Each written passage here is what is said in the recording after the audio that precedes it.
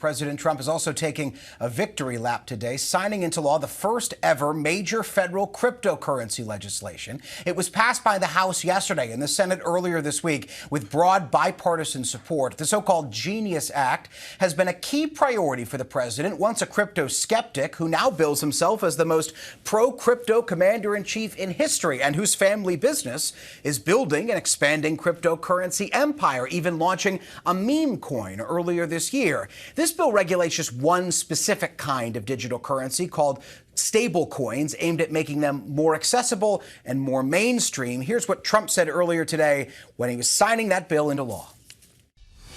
This is really a big day. This afternoon, we take a giant step to cement American dominance of global finance and crypto technology as we sign the landmark Genius Act into law.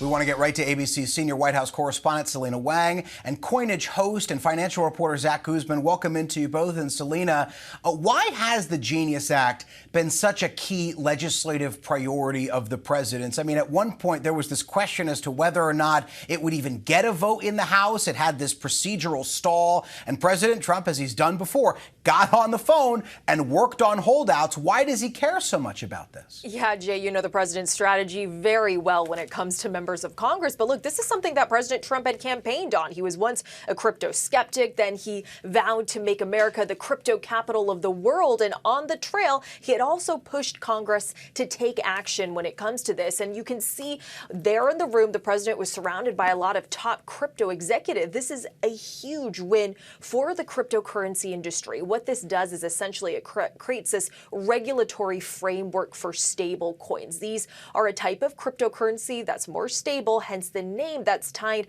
to a more stable asset like the U.S. dollar. So the goal here is to make this more mainstream and to make this more accessible. But of course, this hasn't come without controversy. President Trump and his family, they are all in on this industry. They've got several business ventures that includes a meme coin, a Trump meme coin, a Bitcoin mining firm, as well as a crypto reserve. And there's a company that the Trump family has a 60% stake in, World Liberty Financial. And earlier this year, they issued their own stable coins. So some Democrats have been arguing that President Trump's family would directly benefit from this bill. Now, the White House has insisted that there are no conflicts of interest here, that his assets are managed by a trust, one that's managed by the president's children, Jay.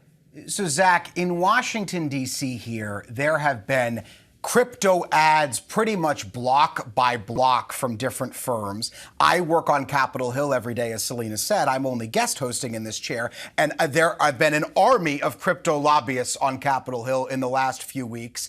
If you didn't know any better, you would think this bill was about all crypto everywhere under the sun. But it's not. It's just about stable coins. So why does this bill have such a fervor across the industry? What does it mean for the industry?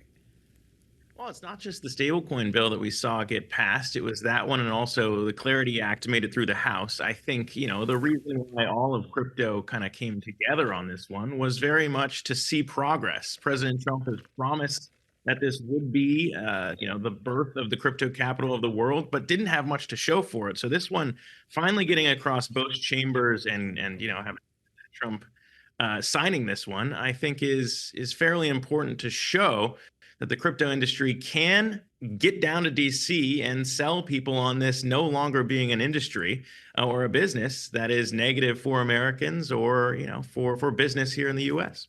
Is the goal in the crypto industry to encourage more regulation like this in order to try to make crypto more mainstream?